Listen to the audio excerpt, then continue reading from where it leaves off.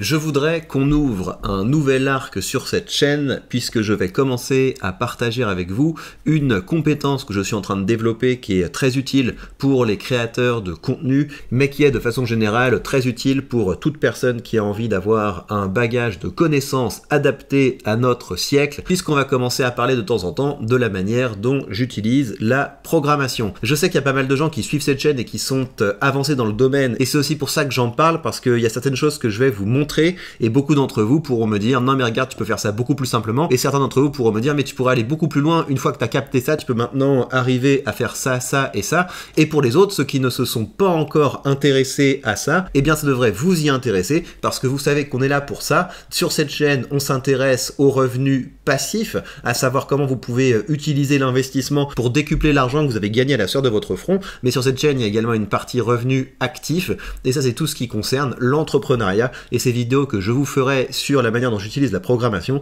s'inscrivent dans cette dimension. Il y a des gens aussi qui me disent tu devrais faire plus de vidéos de finance. Vous inquiétez pas, j'ai conscience de ça et on va refaire des vidéos de finance, mais je voudrais atteindre la barre des 3000 € par mois avec cette chaîne. Et je suis désolé, hein, mais vous êtes bien gentil, mais ce sur quoi vous cliquez massivement, c'est les vidéos de politique. Quand vous regardez le top des vidéos qui marchent le mieux sur cette chaîne, eh bien ce sont des vidéos de politique. Et d'ailleurs, on va le voir en lançant un script, parce que une des manières dont j'utilise la programmation, c'est en créant des scripts qui interrogent directement la base de données de YouTube pour extraire des informations pertinentes. Et donc là, on va lancer un script pour savoir quelles sont les vidéos qui m'ont le plus rapporté au cours des 3 derniers mois. Et je pense qu'on devrait avoir une tendance assez claire. Donc regardez, là, j'ai un script. Ce script, je vais demander à Python de l'ouvrir.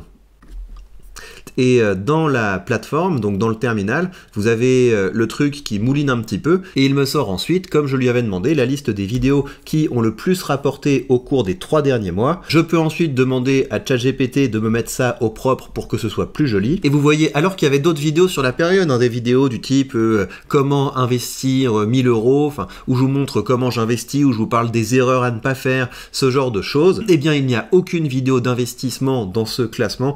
Donc vous voyez que les vidéos qui rapportent le plus sont les vidéos orientées politiques. Donc ça c'est juste pour vous donner un exemple de script, mais il y en a bien d'autres. Et c'est donc une première utilité, ça vous permet d'obtenir les données que vous voulez, de les organiser de la manière que vous jugez la plus intéressante, mais il y a plein d'autres choses que vous pouvez faire et je vais vous en montrer encore 2. La première c'est d'interroger la base de données de YouTube pour avoir des idées de tendance. Donc j'ai fait ça une première fois pour tester la popularité de la thématique de l'expatriation et la manière dont j'ai procédé c'est que j'ai fait un script qui scanne la base de données de YouTube et qui identifie au sein des vidéos francophones celles qui traitent de la thématique de l'expatriation. Et donc on voit qu'il y avait en 2017 483 vidéos qui traitaient de ce thème et en 2024 593. Alors évidemment vous pouvez affiner les scripts pour pouvoir contrôler en rapport au nombre de vidéos, est-ce que c'est juste une augmentation du nombre de vidéos publiées ou est-ce qu'il y a véritablement un intérêt croissant pour la thématique. Mais en tout cas vous avez le principe, on peut interroger la base de données de YouTube pour faire ce genre de choses. Et ce que je voudrais donc faire maintenant avec vous, c'est un script tout simple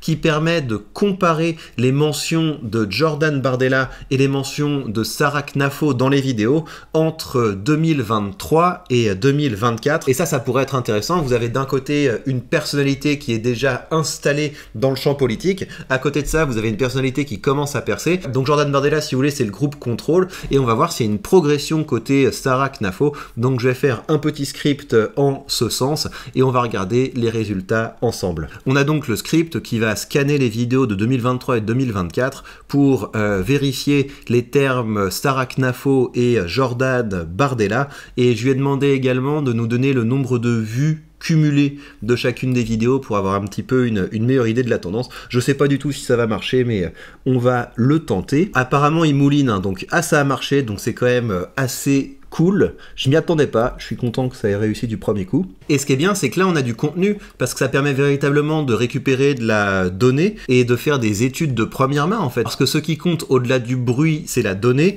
Et on voit donc qu'en 2023, on avait 483 vidéos sur Jordan Bardella avec des vues cumulées de 72 millions. Et en 2024, on avait 571 vidéos avec des vues cumulées de 84 millions. millions. Et à côté de ça, on a eu effectivement une explosion du nombre de vidéos qui traitent de Sarah Knafo entre 2023 et 2024. Donc une explosion beaucoup plus importante que celle qu'on a eue sur Jordan Bardella qui nous sert de groupe contrôle. Mais étonnamment, même s'il y a beaucoup plus de vidéos qui traitent de Sarah Knafo, ça fait moins de vues. Donc il y a encore une popularité qui est plus importante de Jordan Bardella, même si on a une belle offensive du côté de Sarah Knafo. Donc ça, c'est un autre cas d'usage avec lequel vous pouvez utiliser ces outils qui visent donc à créer des scripts qui interrogent les API et qui permettent de mettre ça en forme. Vous pouvez le faire pour identifier les performances de votre propre contenu, mais vous pouvez le faire également pour interroger plus généralement les bases de données pour savoir s'il y a des tendances qui se dégagent. Et ça, c'est quelque chose qui me frappe de plus en plus, mais en fait, la limite de la technologie, c'est nous. Parce qu'aujourd'hui, on a tellement d'outils qui sont facilement accessibles pour accomplir des performances exceptionnelles que la limite, c'est notre créativité, c'est notre capacité à concevoir, et c'est aussi le temps qu'on consacre à faire de la R&D, et c'est aussi pour ça que je vous fais ce genre de vidéo. C'est pour vous montrer que concrètement, je consacre une partie de mon temps à développer de nouvelles compétences, parce que je sais que c'est comme ça que je pourrais améliorer mes performances. Alors, dernière chose, et ça c'est un truc que j'ai trouvé hyper cool, et c'est là que je me dis qu'il y a un monde qui s'ouvre à nous quand on commence à bidouiller un petit peu ce genre de choses, c'est ça. Regardez, ça c'est un billet dont je suis hyper fier, parce que ce billet, ce n'est pas moi qui l'ai écrit, ce billet c'est le résultat d'un script qui est allé récupérer la transcription de ma dernière vidéo, qui l'a envoyé à ChatGPT, qui a demandé à ChatGPT de créer un contenu à partir du script de cette vidéo, et qui a ensuite automatiquement publié le résultat sur Twitter. Donc ça veut dire que vous avez 3 API qui communiquent les unes avec les autres. Vous avez d'abord l'API de YouTube qui permet de choper la transcription, vous avez l'API de ChatGPT qui récupère la transcription en input avec une instruction du type à partir de ça, fais un contenu qui défend un agenda libéral, et en output j'ai ça, et ça arrive directement sur Twitter et c'est publié sur Twitter. Donc je trouve que c'est hyper cool, et vu que depuis j'ai publié d'autres vidéos, et ben on va voir si ce script marche encore aujourd'hui, et c'est là qu'on va peut-être retomber sur des galères, et j'espère que ça va marcher, parce que je vous avoue qu'il y a encore des moments où je m'arrache les cheveux, parce que des fois les trucs ne fonctionnent pas, et il faut comprendre exactement où est-ce que ça a raté. Est-ce que j'ai une clé pour me connecter à une API qui a expiré, ou alors est-ce que j'ai dépassé une limite d'usage, ou alors est-ce que j'ai eu un comportement qui est interdit, parce que quand vous publiez sur Twitter, si ce que vous publiez ça ressemble à du scam, c'est répétitif ou je sais pas quoi, ça peut être sanctionné. Bref, ça peut vite être un enfer, parce qu'encore une fois je débute là-dedans, mais j'espère que ça va marcher. Donc que vous voyez un petit peu l'usine à gaz que c'est, j'ai un fichier où j'ai mes accès aux différentes API, et vous voyez qu'il faut avoir des codes secrets pour OpenIA, pour YouTube, plusieurs types de codes secrets pour YouTube, plusieurs types de codes d'accès pour Twitter.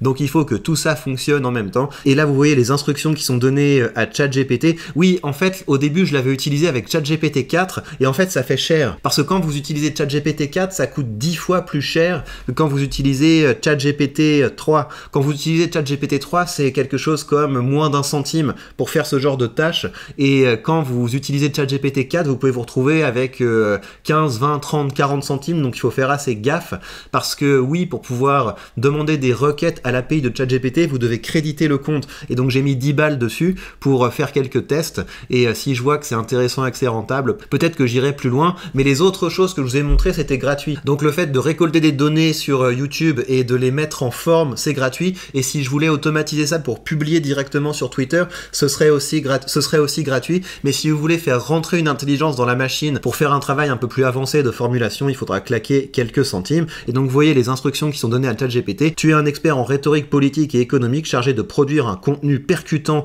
et engageant basé sur les informations données. Tu défends les idées libérales, les valeurs entrepreneuriales, et tu dénonces la domination des idées de gauche. Ton objectif est de convaincre et d'inspirer un public en quête de liberté et de succès économique. Le résumé doit être concis et ne pas dépasser 2000 caractères. Et donc évidemment tout ça c'est des variables avec lesquelles vous pouvez jouer, on peut l'optimiser, on va voir le résultat, hein. Peut-être que le résultat sera assez naze, mais en tout cas on va le lancer, et j'espère que ça va marcher. Et c'est un échec, je pense que c'est une question de bibliothèques qui sont pas installées, donc on va réessayer comme ça. Allez, s'il te plaît, que je me tape pas trop la fiche. Et là, je crois que ça a fonctionné.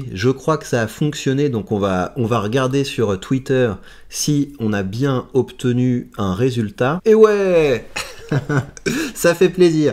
Donc qu'est-ce qu'il nous a dit? Dans un discours percutant et engagé, il est temps de dénoncer les mensonges entretenus par la gauche politique. La vérité est que 70% des Français ne payent pas d'impôts, ce qui crée un système esclavagiste où les travailleurs méritants sont ponctionnés pour entretenir une clientèle de politiciens avides de pouvoir. Il est temps de mettre fin à cette domination en défendant les idées libérales et entrepreneuriales. Les riches créent de la valeur, doivent être encouragés et non punis. Il est crucial de lutter contre la logique de division, contre l'occupation de la ponction publique.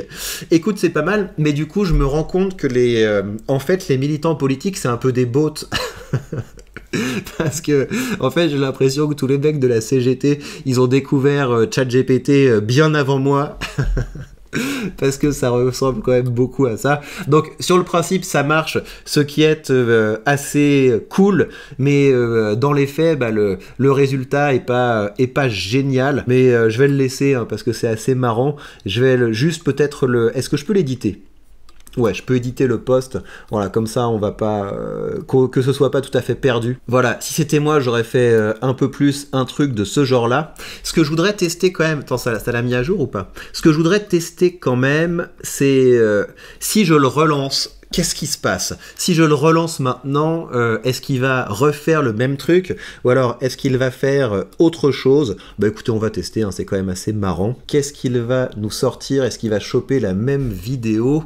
La vidéo dénonce les mensonges de la gauche politique, elle critique la classe politique et les fonctionnaires. Il a fait le même truc en fait. Il a fait le même truc et c'est assez nul. Donc ça veut dire qu'il faut que je trouve une manière en fait de faire un meilleur prompt à ChatGPT parce que sinon ça va me faire du contenu poubelle. Donc attendez, faut que je vire ça parce que sinon ça va quand même ça va pas faire très sérieux.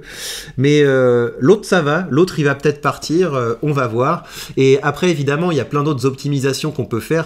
On peut programmer les choses pour que une fois par jour le contenu soit automatiquement publié. Mais ce que je veux faire avant d'automatiser, c'est de m'assurer que le contenu qui est publié, c'est-à-dire les résumés qui sont obtenus à partir de ça, eh bien, soit de meilleure qualité. Et je pense que la manière dont je vais procéder, c'est de récupérer les contenus qui ont été produits, de les filer à ChatGPT en disant ce qui va pas, et à partir de ça, lui demander de me rédiger un autre prompt pour que le résultat soit plus en accord avec mes attentes. Voilà, bah dites-moi ce que vous pensez de cette aventure, dites-moi si ça vous intéresse, dites-moi s'il y a d'autres choses que vous voulez que je teste, et puis dites-moi si vous voulez que j'aille plus dans le détail des tutos pour que vous puissiez mettre ça en œuvre. J'imagine que c'est pas des vidéos qui vont faire beaucoup de vues, mais je pense que ça fait partie de ces vidéos utiles qui nous permettront à tous de monter en compétences, parce que plus nous maîtriserons la tech et moins nous serons à la traîne. Et là-dessus, je vais pas repartir là-dessus, mais regardez par exemple Sora.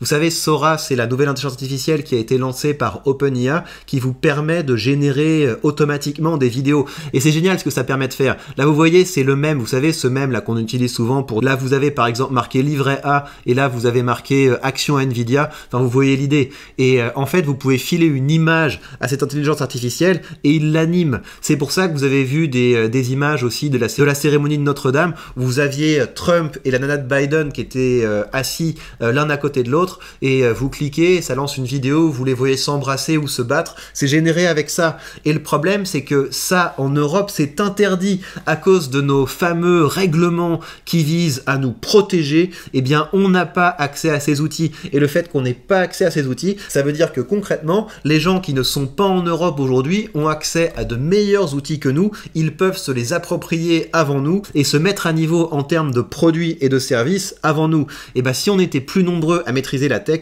je peux vous dire qu'on accepterait beaucoup moins ce carcan communiste. Et bien voilà, chers amis, prenez bien soin de vous et à très vite.